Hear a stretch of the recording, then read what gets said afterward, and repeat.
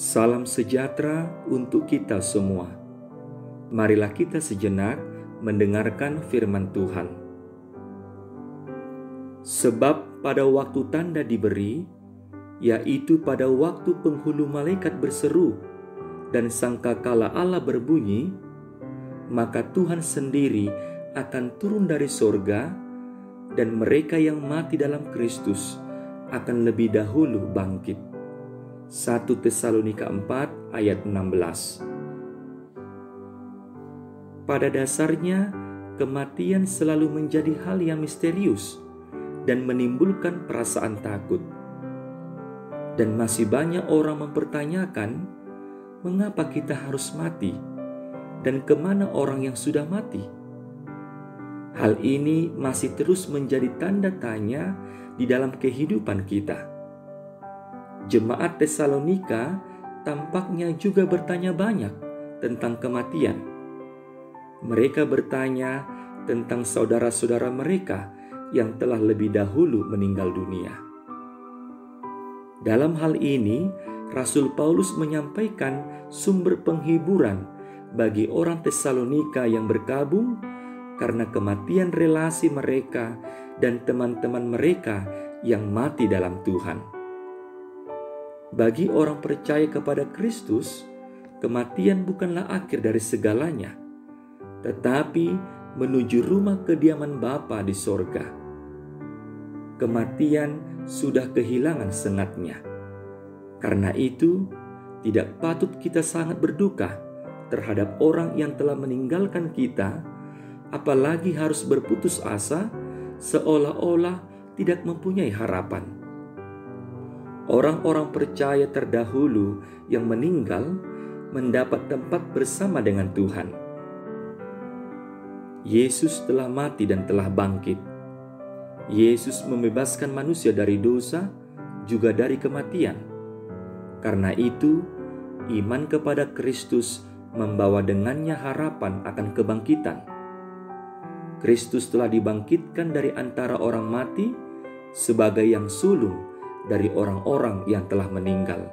1 Korintus 15 ayat 20. Penghiburan bagi kita sebagai pengikut Kristus yang ditinggalkan oleh orang yang kita kasihi yang meninggal dunia ialah pengharapan yang pasti bahwa pada satu saat kelak sangkakala Allah akan berbunyi dan Tuhan akan turun dari sorga dan orang yang mati dalam Tuhan akan bangkit. Orang yang kita kasihi itu nantinya akan hidup lagi dengan tubuh baru, tubuh kebangkitan, seperti tubuh Kristus yang bangkit itu. Kita yang masih hidup juga akan diubahkan dalam sekejap mata, dan kita akan memiliki tubuh kebangkitan yang sama, dan kita akan diangkat bersama mereka menyongsong Tuhan di angkasa untuk bersama-sama dengan Tuhan selama-lamanya. Pengharapan yang pasti itu membuat kita tidak berduka cita seperti orang-orang yang tidak berpengharapan, yakni orang yang hatinya tidak sungguh-sungguh percaya kepada Yesus Kristus.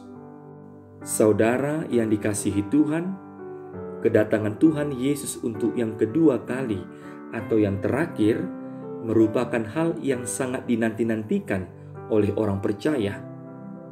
Orang yang percaya bahwa Yesus telah mati dan telah bangkit memiliki pengharapan di dalam Kristus, sehingga kita pun akan percaya juga bahwa semua orang yang telah meninggal dalam Yesus Kristus akan dikumpulkan Allah bersama-sama dengan Dia menerima kehidupan kekal. Oleh karena itu, ada satu hal yang dapat kita lakukan, yaitu berjaga-jaga. Kita harus berjaga-jaga karena kita tidak tahu kapan waktunya, dan jangan sampai ketika Tuhan datang, justru kita sedang meninggalkan Tuhan. Tuhan ingin agar kita setia sampai akhir. Bagi orang-orang yang belum percaya, kedatangan Tuhan yang kedua kali adalah peristiwa yang menakutkan karena mereka belum yakin akan keselamatan mereka. Tetapi bagi orang-orang percaya, justru peristiwa kedatangan Tuhan yang kedua kali dan juga peristiwa kebangkitan adalah hal yang kita harapkan dan kita nanti-nantikan. Oleh sebab itu, melalui firman Tuhan hari ini menasihatkan kita agar kita sebagai jemaat Tuhan saling menguatkan satu sama lain. Percayalah kepada Yesus sebagai juru selamat kita, jagalah hidup kita dari dosa, dan kejarlah kekudusan. Amin. Marilah kita berdoa. Terpujilah Engkau ya Allah Tuhan kami, yang memberikan keselamatan bagi kami melalui kematian dan kebangkitan anak-Mu, Yesus Kristus Tuhan kami. Sengat maut telah dikalahkan. Yesus Kristus yang bangkit menjadikan kami turut bangkit dari kematian kekal. Ajarlah kami selalu setia kepadamu dengan melakukan seturut kehendak-Mu. Kiranya kami juga sebagai orang percaya saling menguatkan satu dengan yang lain, menjadi berkat keselamatan kepada setiap orang, dan menjaga hidup kami dari dosa untuk selalu hidup kudus di hadapan-Mu.